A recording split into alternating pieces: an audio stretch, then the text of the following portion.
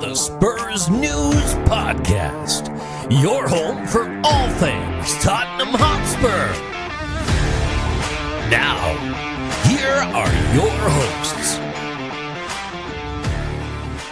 Hello everybody and welcome to the Spurs News Podcast. I am Sam, bringing you all the news as it relates to Tottenham. In today's news, we're shit. We'll be back next week. Thank you everybody. I'm joking. Hello, how is everyone? There was a slight second there where I was like, oh, that's it. Okay. You were like, great show. Brilliant content. Yes. There it is. I am Sam. If you're new, sorry. Joining me to discuss all the fun and frolics of being a Tottenham fan, it's Stefan. Oh, mate, what a week. Is it What a just, I week. mean, that's What a standard, week. isn't it? I did a post this morning on our Facebook page. Today is Wednesday, the 4th of March, year of our Lord 2026. And I basically had to put a post out like, hey, tonight, two of our relegation rivals are playing, so we might want to keep an eye on that. That's It's like, that's it interesting. blows my mind. Like, genuinely, like, West Ham played Liverpool. Yeah. And besides all the jokes about me following West Ham results and stuff, Big I fan was of West Ham, genuinely watching, like, looking along, not watching the match, but looking at the scores and stuff, going, Yes. I need Liverpool to score a couple more. It could come down Yeah. to goal difference. Yeah. Well, our goal difference is quite good, but yeah, Oh my God. it's quite stressful. It's funny, like when I started this podcast, and by the way, this is episode 298, so we are very close to a milestone in 300 episodes. That's crazy. Yeah, that is kind of crazy. But when I started this, we were in the Pochettino era, heading towards a Champions League final. The season after I started this, and to say things have changed is slightly, because I remember having conversations on the podcast with Matt at the time. Basically, I don't know if this is good for me, how stressful this is that I care about, other results and stuff, because at that point we were trying to win, titles and trophies, and like we were challenging for a league title a couple of seasons in a row, and it was like, oh, this is quite stressful caring at this end of the season. Here I am, 298 episodes later, and I am just as stressed out, but for a very different reason.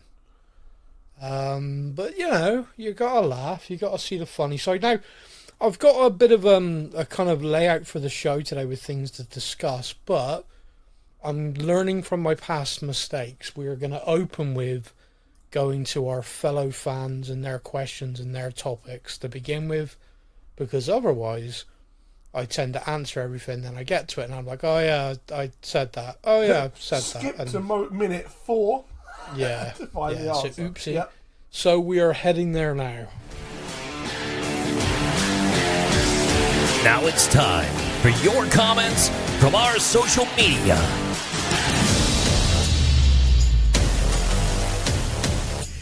It's worth noting that the general mood across the fan base obviously isn't great. So when doing this, Yeah. like kind of putting out something like, hey, let us know your thoughts, let us know your comments, your questions, so we can discuss it on the podcast. I do feel like that kind of like putting on the hard hat, like, okay, here we go. Yeah, what would you Bring like it to on. know? Oh, God. Yeah, so we're opening with Crossman Dan. So very interesting name. Crossman Dan says, with 10 games remaining, Spurs need roughly 9 to 11 points, 3 to 4 wins, Yep. to hit that 38-40 point safety zone realistically. With the teams left to play, where are those points coming from? What an interesting question. And I happen to have our fixture list right here in front of me. Do you know, almost I've just done the same. I have just loaded up.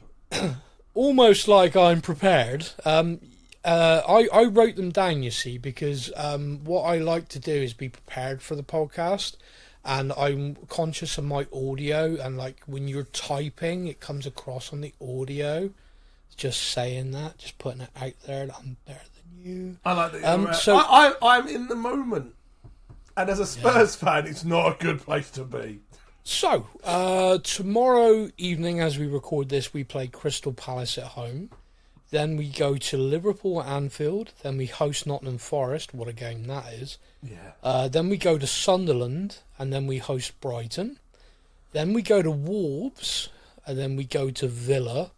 A couple of games in the Midlands, that'd be fun. Then we host Leeds United again, could be a very big game. And we finish the season going away to Chelsea and then at home to Everton. I need to point this out to everybody right now. Going to Stamford Bridge, needing points to stay up, is going to be hell. They are a team that do not need much motivation against us. But to know that they could potentially relegate us... Yes. Now, my big concerns are those last 3 games of the season. Now, those are your only concerns. Sorry? Those are your only concerns. No, not mine, but my big concerns are Leeds in the 3rd to last game of the season. Okay. At that point, looking at how Leeds have been playing recently, it's not against belief to know that if Leeds get a win there, they cement their place in the Premiership. Maybe. They're going to be up for that. Chelsea, away, they are going to still be in the chase for European places. And they have the added motivation of they could potentially really screw us over. And then last game of the season, Everton, the way they are playing at the moment and where they are in the table, it's not against belief that last game of the season, they could be pushing for the Europa Conference League or something. Yeah. That is 3 big games where we are realistically going to need victories in each game, and all 3 of those teams have a massive reason to beat us. I've got to be honest with you. I think, although your analysis is correct in what you're saying, I think the thing you're possibly overlooking is that every team wants to beat us because every team wants us to go down. Do you remember a couple of years ago when Everton were on the brink? Yes.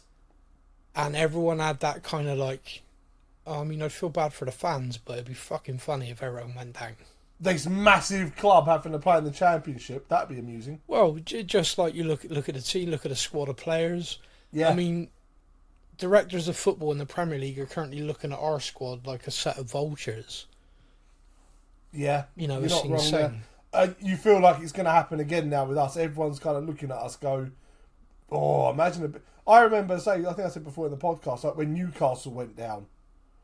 Yeah. Ridiculously talented squad. They're too big to go down. They're too good to go down. West Ham went down with Di Canio, Defoe, players like that, and they still went down. So there's, I think you're right. People could be looking at us as that'd be funny. Well, it is, and people lift their game. I said this the other day, and I sort of said it half in jest, but I'm starting to feel like it's true. Like, the Premier League loves a narrative. It loves a story.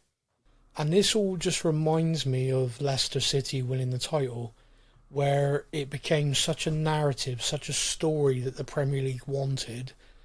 I mean, I still to this day, the decisions they got, the press coverage they got. It was the unthinkable dream, wasn't it? That this 5,000 to 1 team could win the league. And teams were basically trying to beat us so bad to stop us from catching them, and we're basically bending over for them every week.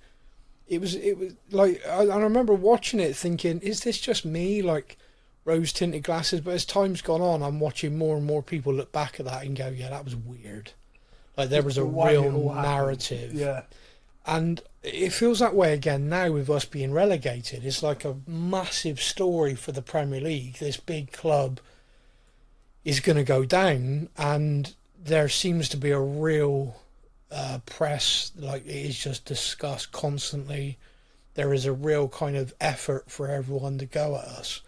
And don't get me wrong, I do think teams will want that. I mean, because they'll look at our squad and think, brilliant. That's going to knock 10 million off the asking price for that player or that player. Surely no top 6 team is not going to be looking at people like Kulusevski when he's fit again. Yeah, I mean, Romero, Van der Ven, Pedro Porro, Archie Gray, Lucas Berval. Our all of entire those... back four, if you include teams from Italy and Vicario, back five is going to be gone. Yeah, I mean, you literally... I mean, unfortunately, through the people that I know for a fact there's a number of players in our squad who are already being targeted quite heavily by clubs. And like a really... Bergvall was the whole of January. Bergvall's been looked at, wasn't he? Mate, there's actually a shorter list of players who are not right now. Like, I can tell you that Udogi, Vicario, Pedro Porro, Romero, Van der Ven, Archie Gray, Berval, Benson Core, Kulisevsky, Richarlison, Odebert, Tell, Kudus. Yeah, I mean, I could do more, but I think there is more.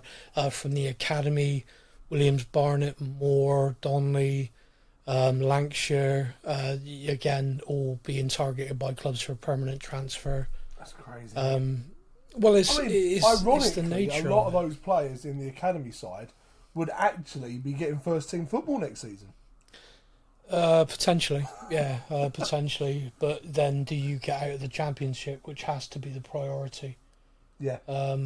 Anyway, so yeah, the fan questions. Where do you see points coming from? Well, I don't know is the honest answer, mate. I don't know, and it's terrifying, but it's true. I mean, I said this last week, and I mean it. We have to stay one game at a time. We have to, because every week we have to do the same as or better than West Ham. If we do that, we stay up. So they play tonight. We will know what we have to do. We play tomorrow night, and yeah, let's just hope they lose and we win. Fulham, haven't they? Yeah. You just wait and see the difference in Fulham's performances against us as against them. But anyway, that's my own little thing. Peter Robinson says, how many tens of millions and billions will be wiped out of the pockets of the Lewis family if we get relegated? Surely they must be panicking as much as real fans, considering all they are seemingly interested in is money.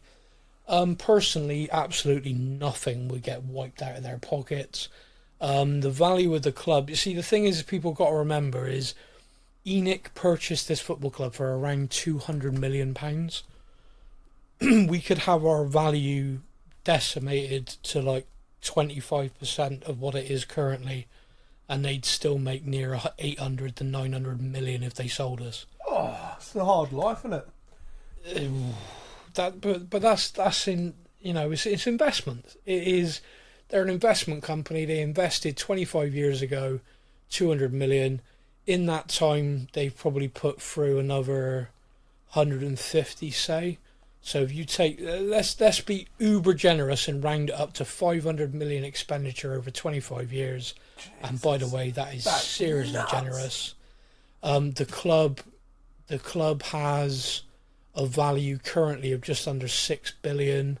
You could probably drop that to 5 billion just due to the state of things.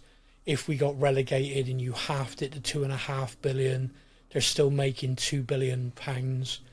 Even if they were so desperate to sell, they took 1.5 billion.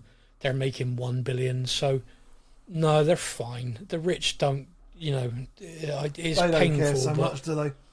But from a club point of view, because right now in the financial leagues tables that get put together by Deloitte and a few others, we're one of the top 10 income generating clubs in the world, which is why so many of us look at this all the time and think, what the shit is going on? Now, with that, that's a lot of commercial revenue from a lot of partnerships. This is the stuff that Daniel Levy did very, very well. Without him, that has relationships on that front have deteriorated, and the on-field performance has led to many commercial partners reevaluate our contracts, i.e. they signed up to a club that was Premier League, challenging for Champions League and all the coverage that comes with that. They did not pay a certain amount of money every season to be associated with a championship club. Yeah. All of these commercial agreements of that size have break clauses in them based on performance. So, for example, AIA shirt sponsor, Nike, as our shirt manufacturer, have paid us based on being a Champions League European team. Yeah, we are at least in Europe every season.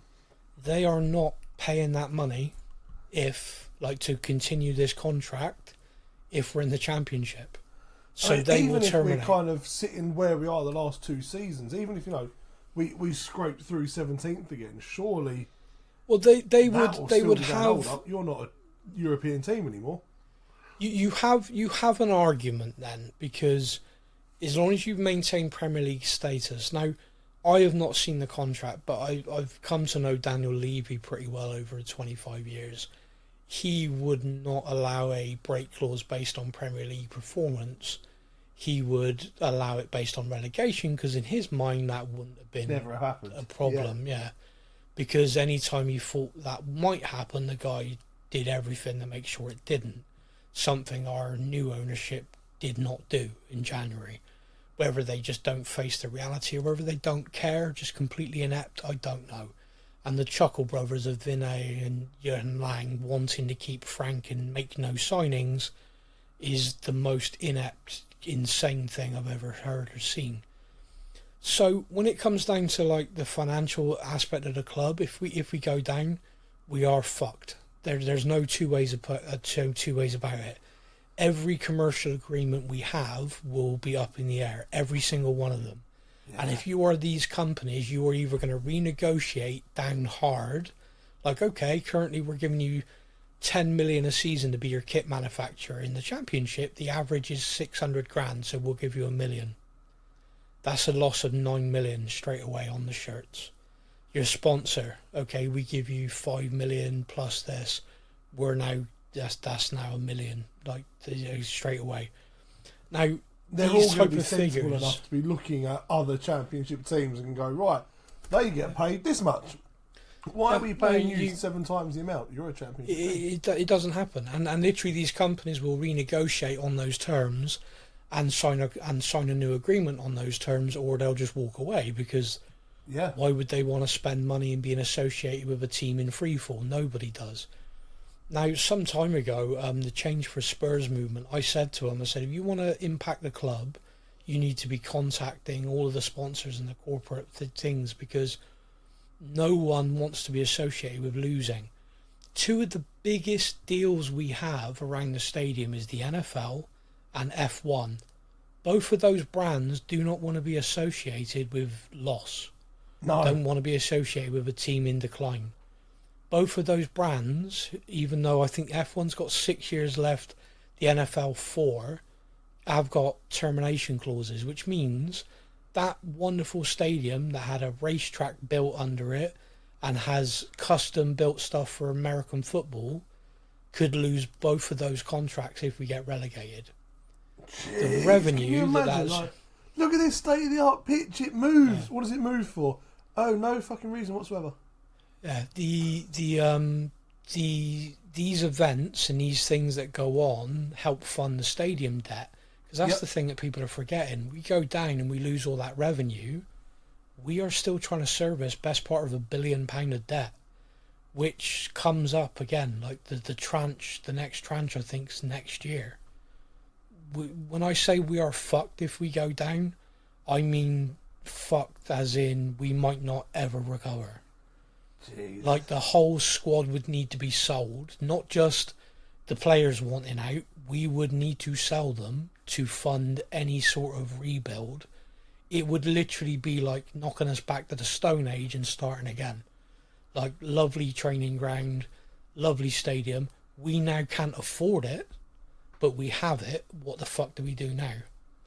And it is terrifying. If we stay up, there has got to be monumental shift and change at the club to fix this issue. If we go down, it is going to be a hard reset on us that could take a generation to fix.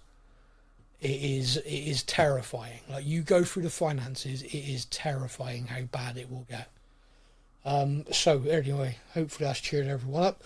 Tom Perk says, has anyone got a time machine? I know about a doctor with a DeLorean, if that can help. Howard Allen says, how do we fix our club? First and foremost, we need new owners. The current owners have presided over bad decision after bad decision. Then he talks about the wage structure in some detail. Howard, I'm going to say to you, you've cited your source on all of those wages. I'm going to say this to you because it's something that always intrigues me. I have never seen anywhere from Football Manager that claims to be very accurate all the way through to every press article where they get player wages correct at the club. The only reason why I know, just through first hand, that they always get it wrong is I've actually seen pay slips of several of our players through a contact I have, just to demonstrate to me just how terribly inaccurate some of the reporting is. Yep. Now, in general terms, yeah, okay, you know, this is just kind of a guide. The one thing I would say, which is really controversial, is being close to relegation, potentially being relegated, suddenly having a wage bill under 50% of our income is a blessing. It's probably the reason we're in this frigging mess, but all of a sudden it's a blessing. And Daniel Levy put in every single contract a 50% wage reduction if relegated. Which again, I'm guessing when you looked at it, signing, let's say, I don't know, Romero and Van de Ven. No one would have predicted. No Not one would think, player, 50% relegation clause. Yeah, all right, whatever. Go on exactly. then, leave it in there. It doesn't. Yeah, it doesn't. It's just like a standard. Well, you know, if that ever happens, then that'd happen, and everyone's like, yeah, well, that won't happen. Most of them probably think, well, if that happens, I ain't going to be at the club, so. Well, that's exactly the reality of the situation as well. Peter Robinson says, have you got a like-for-like comparison on our defence? Last season, Van de Ven and Romero only played a limited number of games together. However, they played lots together this season, and yet we seem to be conceding 2 or more goals every game. Peter, I tried to do this because I saw your question, because I, earlier in the season, looked at the Romero and Van de Ven, because everyone's so critical of Ange and our defending and everything, which, by the way, when you watch some of the goals we conceded, valid. But we as a team, I think, defended better because we had structure, we had patterns of play. When we had the ball, we knew what we were doing with it. I think we were better defensively than people actually realised in this season, where we get the ball and no one knows what to do.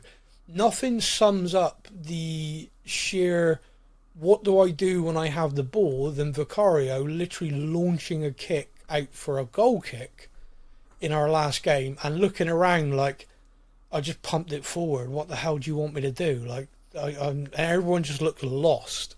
Although, did you see that got some backlash, didn't it? Because Sky Sports used it in a tweet. No, it wasn't Sky Sports. The Premier League official. Oh, the Premier League. That was it. The Premier League used it in a tweet. Yeah. And Spurs went, oi, we know we're shit. Don't point it out. No, it's just slagging off an individual player. We complained, but also the Players Association complained. It's fucked up. The Premier League isn't a fucking banter account, and that was stupid. It's turning into one. If you look at the shit they do, though, it's awful. But that's the problem. Like that shouldn't be it. Like Paddy Power tweets that. It's like, oh bloody hell. It's funny. It's roll your eyes. Yeah, that's embarrassing.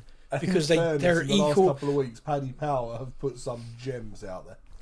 But it's equal opportunity. They go after everyone. It's all meant as banter and funny.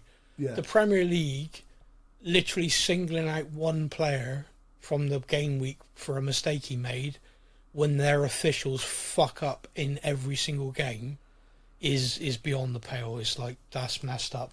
But anyway, going back to this. So I took some time to try and find the information on this, which isn't easy because there's so few games they played together last season, but a like-for-like comparison is night and day. So when they played together last season, only one time did we did we lose a game by more than one goal, and we lost the game by 2 goals. as a partnership, typically we conceded 1 goal with them in the side, if at all. The run-in at the end of last season in the Europa League, they were rock solid. Like, I think we conceded 1 goal in our last 5 games in the Europa League. Whereas in the league, it was, conceding for fun, but they weren't really playing. This season, regardless of who's in the back line, and they have been there a lot more, the goals we've conceded on a regular basis is insane. And in the last couple of weeks, the thing that's been really worrying me, I know Romero's not there, and that guy, is an animal. He's a machine, isn't he? Yeah, Romero. The idea at the moment, I'm watching this, and I feel like Van der Ven's already got his Liverpool shirt on. He's already left in his mind, because the way he's playing is so vacant. He's not anywhere near the level. Romero might very well leave us in the summer, but that bloke will die on the pitch before. That's just his mentality. Yeah. And I think we're missing that, because I don't think Van der Ven plays this lax with Romero next to him. I don't think he does. So I make you right on that one, because I feel like Romero's the sort of person that would drag him up.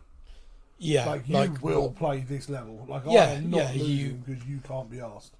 Yeah, basically, yeah. I mean, the amount of times under Thomas Frank Romero just went and put himself up front was hilarious, by the way. Yes.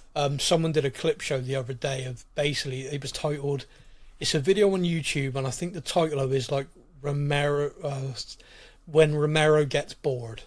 Yeah. And it's basically video footage of him like looking around and then just wandering up front. And he kept scoring, by the way, so it worked. Paul Griffiths says, I'm comfortable with Championship football next year without VAR. What's your opinion? I don't feel comfortable with it, but that is one plus. The VAR part is the bit that's making me go, oh, silver linings. Yeah, Matt James Jarvis says it would be good to look at why our inept and negligent ownership and board appointed Tudor another disaster class. Oh, me and you have gone around on this. It's been 2 games, and he's walked into a friggin'... It's like having to go at a firefighter who's walked into a building on fire and he's not put the fire out yet. I said... I don't know. This is difficult for me, because I had such by the end, definitely, a hatred for Thomas Frank. I don't know if this is just me wishful thinking, but I mean, I basically watch every single game every season. I genuinely and you love every second. I haven't been, but I genuinely believe I've seen improvements in both the Arsenal game and the Fulham game. In the Arsenal game, if we'd made that 2-2, like the referee industry ruled that, I genuinely think we might have got something. I mean, we might not. Arsenal were the better side without that, but I genuinely think there was a fight in the team that day that got killed by that decision, and then it kind of, went away from us. And it's so frustrating because you genuinely have no idea what effect it would have had on Arsenal. Like, they're just throwing away a 2-goal lead, or they're throwing away the game to draw at Wolves. You don't know what sort of reaction. No. And the crowd would have been up. And so the Fulham game, again, there's a decision that our players are going crazy about, our coach is going crazy about. When you are in the shit, things go against you. And there is a real sense for me, again, of I don't know how that game would have differed if that decision had not gone the way it did. Because we did there was a stat in the game which just hurt my soul, which was we completed something like 18 passes in a row, and one of the stat accounts put it out that that's the most we've retained the ball in 2026 so far. 18 passes. Jeez. I was like, oh, that hurts. Like, we retained the ball for like 2-something minutes, and it's like, yeah, that's the longest Tottenham have kept the ball in the year so far. And I was just mental. I was just like, that hurts so much. But what I mean is like, I am looking for, is there any sign that this manager is having an impact? And I do think there is. Everyone's looking at the results because it's the results that matter, and I completely get that.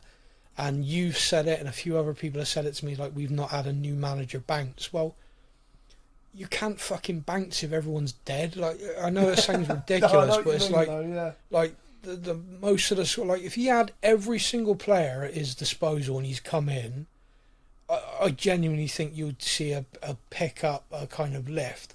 But he's come in on the basis of like, okay, yeah, no, that squad's quite good. They're underperforming. I can fix this. And he's clearly walked into a dressing room with people checked out. Like Van der Ven, I really like him, and he seems a great guy and everything. But I'm watching him play. He's gone. He's checked out. I don't think Van der Ven has looked the same since Frank came in.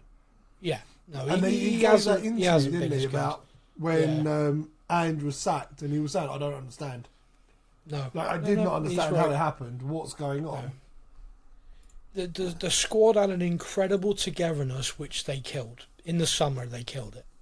The squad from last season were so unified, so back in the way they wanted to play football, like an understanding of our league form was awful, but we understand why and we're going to fix it. They had a real togetherness, like, look, we won this trophy together. And then they've systematically removed that. They removed Ange, they removed the captain, and then they removed the top goal scorer. The captain and the top goal scorer were both ridiculously popular in this group of players. Yep. And they got rid of them systematically. And the way they wanted them to play isn't the type of football any of them signed up to play. Like Van der Ven joined us because he spoke to Ange, and Ange was like, "This is how I want to play, mate." You're going to be on the halfway line. Yeah. We are going to be attacking. Yeah, I'm up for that. You only got to look at QT Romero, right? Matt Wells, coach under Ange, Tottenham through and through, has gone and taken his first job in America. He won a game and he delivered a speech after the game to his players about how great they were, like creating 22 opportunities, but they can do more. They can attack more. They're going to be an attacking team. Yeah, I'm still not happy. We could have done more. And I watched the speech. I was like, wow. Yeah. And QT Romero commenting on it. Yes, like, yeah, being an attacking team. Thomas Beattie says, why are we not trying more of our talented youngsters? And Gary Clark just says, we're fucked, end of. Thanks, Gary. Thomas, this is a debate which is going to run for my life, I think, where right now, would you want to put an academy kid in a situation where they can fuck something up and get us relegated? I know that sounds stupid, or just sort of like any player can make a mistake, but academy players don't recover from that, and I've seen it. We've all seen it. Kyle Walker-Peters was one of the best rated fullbacks in Europe. He made a mistake in a Champions League game, and the fans tore him apart, and he struggled to recover from it. Harry Winks, one of the best rated midfielders in Europe, again, controlled a game against Modric, against Real Madrid, and then was ripped apart by our fans as all he does is pass backwards and sideways. Yeah. Like, did they never watch Iniesta play? Iniesta, probably the best midfielder to ever grace. And European all he did football. was keep the ball moving. All he did was keep the ball. Yeah, and be a constant, like, move-in presence, always taking the ball, always passing it. Just kept the team ticking, and that was Winksy, and destroyed him. Like, his confidence vanished. He's never recovered. Oliver Skipp, one of the best defensive midfielders England was producing. Every manager who came into the club said, "Oh, he's a future England captain, future Tottenham captain," and decimated by the fan reaction to him not being some box-to-box player. No, he was a defensive midfielder, and his confidence vanished, evaporated. There's two, like, you can talk about mentality and all of that, sure, but you see it that the game has changed so much due to social media. Yeah. Like, people need to understand that when we watched academy kids come through when we were younger, they would maybe get some shit in the papers, maybe on Match of the Day, but that's it. These young players now are on their phones 24/7. They get off the so match. They are you get reading. videos sometimes from like inside the changing room Yeah. And they're all sat there, like afterwards, they're sat there with a phone in their hand.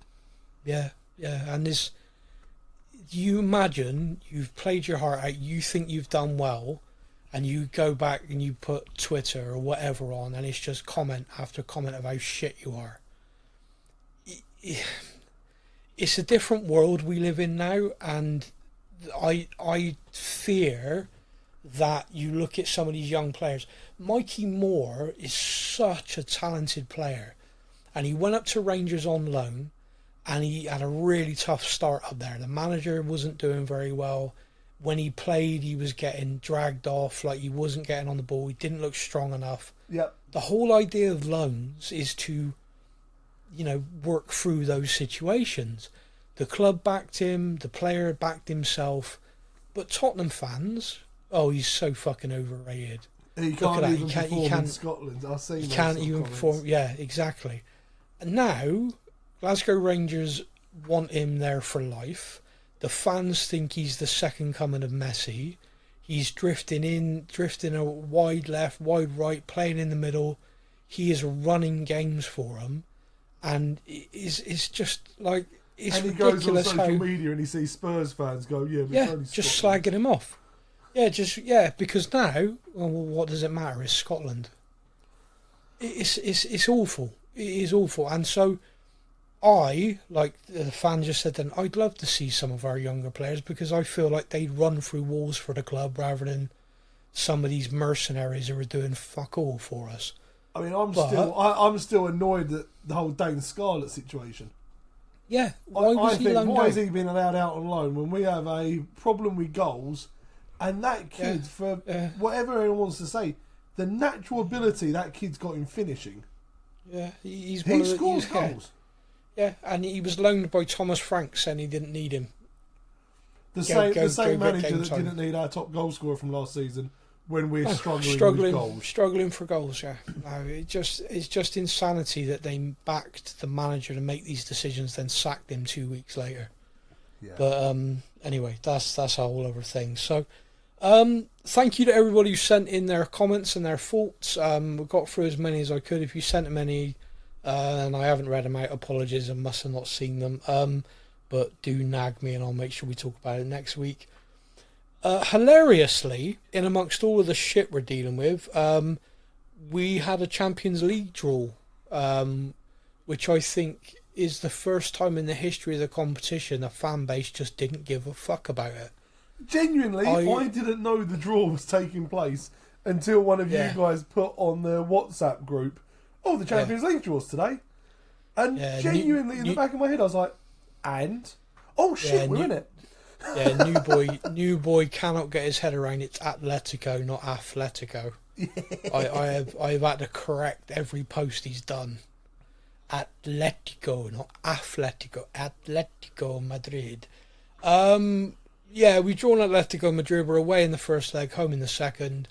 We're going to get dicked. And I'm not really even remotely interested, which is depressing, but I'm not. If the players show up for those games, it would almost make me angrier, because it's like, you absolute bastards. Like, you are half-assing it in the league, not caring, because you know you can go to another club. And then when the spotlight's on you in the Champions League, you're going to show the world what you can do. How fucking dare you? I would be livid. It's a real weird kind of situation to be in, because I am very, very much how you are. Like, if some of these players that are really piss poor week in, week out with effort-wise and showing no passion, suddenly we go to Spain and we look like a really good team, organisation, defending, throwing our body on in front of the ball to defend and really going out at attack and showing confidence on the ball. We're all as fans going to be sitting there going, what the fuck are you doing? Where was that on Wednesday versus Crystal Palace? Where was that going to be, what the fuck? Yeah, no, you're not wrong. Is it going to be the only time we could win in Europe and be pissed off about it? Winning, I'd be happy, because I've not seen us do that in a while, but I genuinely be wondering and asking, and I think everyone would be asking the same question, like, what the fuck? Like, unless you see that with what's the game in between is Liverpool, isn't it? So unless we if we go to Spain and put in an incredible performance, unless they then go to Liverpool with the exact same mentality, attitude, and everything else, that's going to hit the fan. Surely. Yeah. So the Fulham game, we lost again. We lost 2-1. Scoreline kind of flatters us a little bit because Fulham had a good few chances to make it 3 or 4. And we did get one back thanks to Richie coming on and Tell coming on, making an impact. I'm not quite sure what those two got to do to start at the moment, but surely they start against Palace. Well, again, if you look on Twitter, Tell should be sold instantly because he's done nothing since he joined the club. Yet he seems to be coming off the bench and being the only one putting in the energy. And yet the fans like, shit, I said him. Yeah, what else? I'm like, what?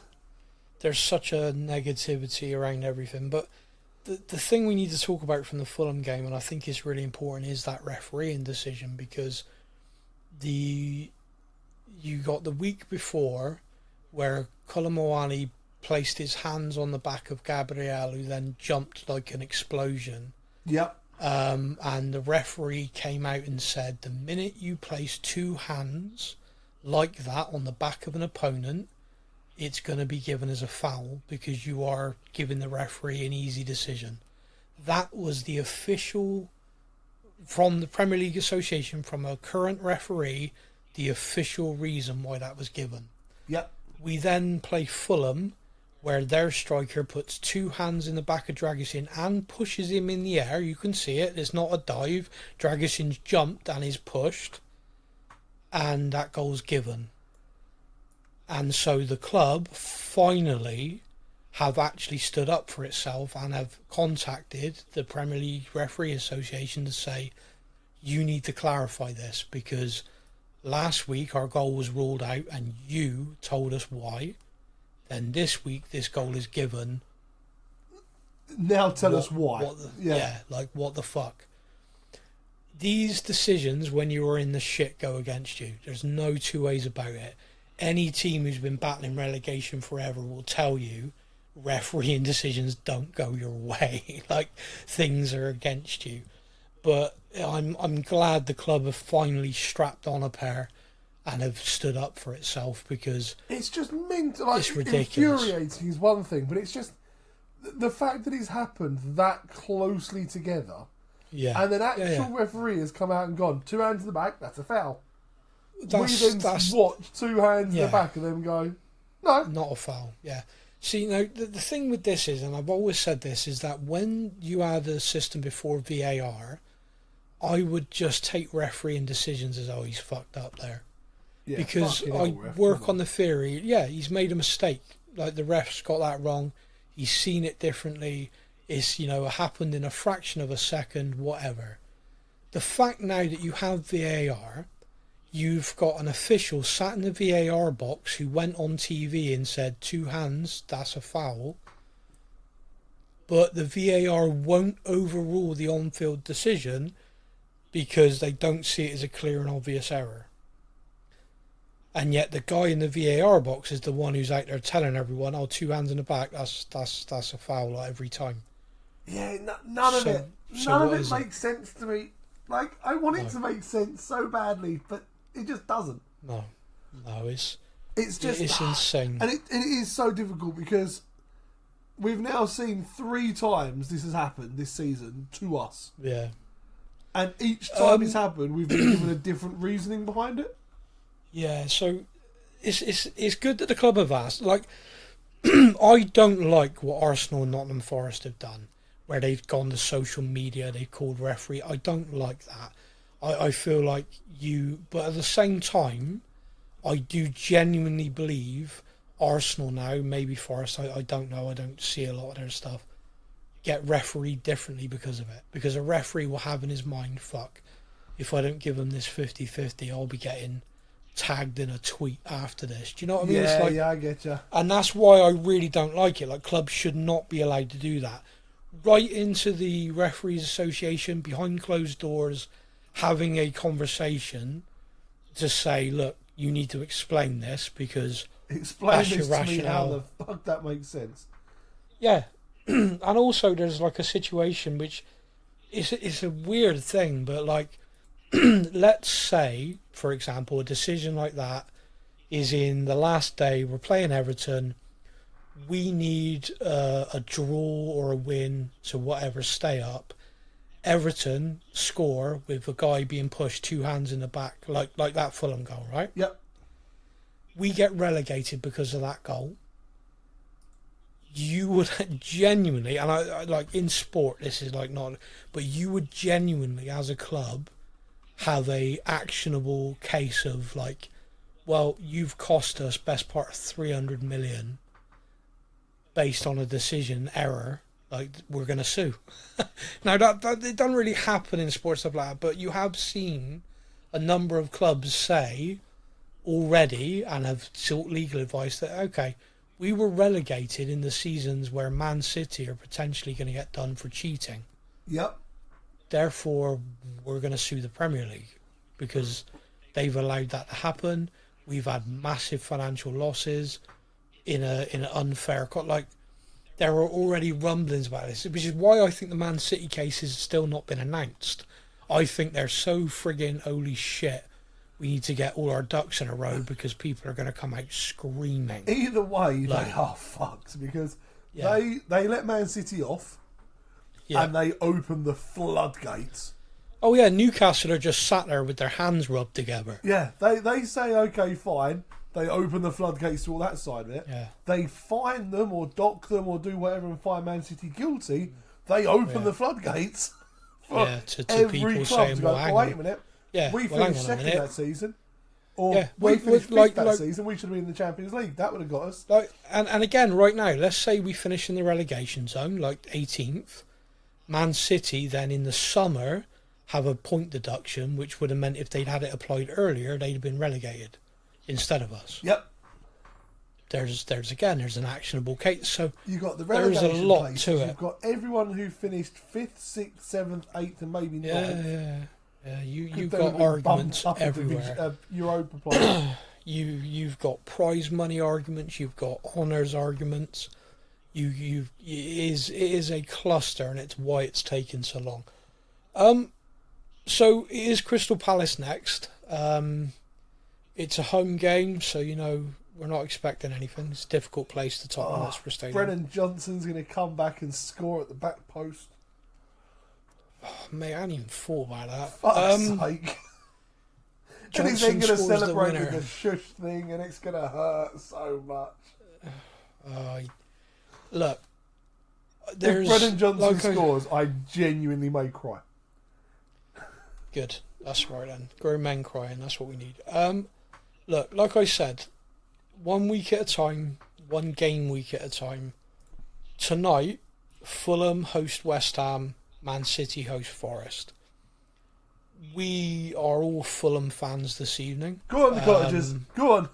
Hopefully they can beat West Ham because then it's a free hit.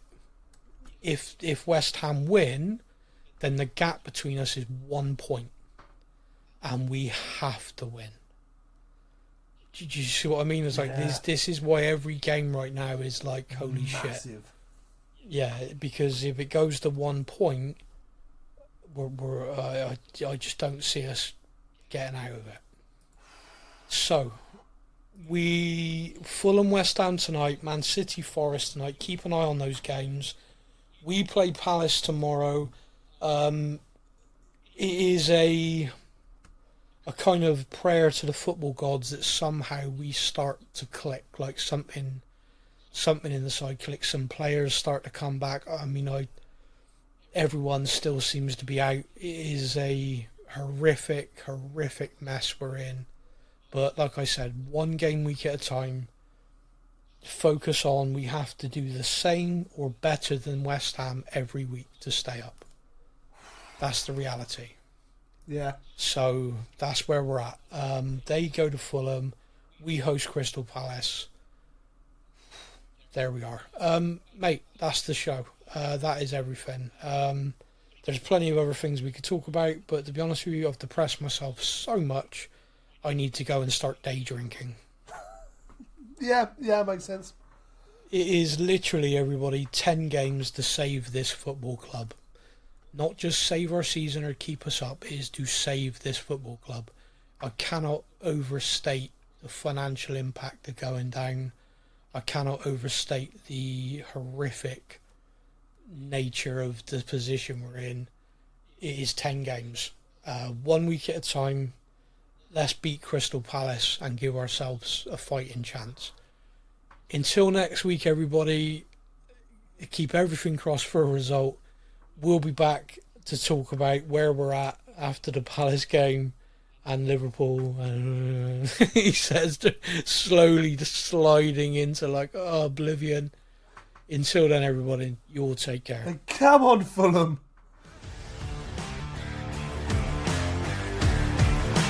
Thank you for listening to the Spurs News Podcast. We hope that you enjoyed the show. Stay up to date with all things Tottenham. Follow us on social media. All links are in the podcast description.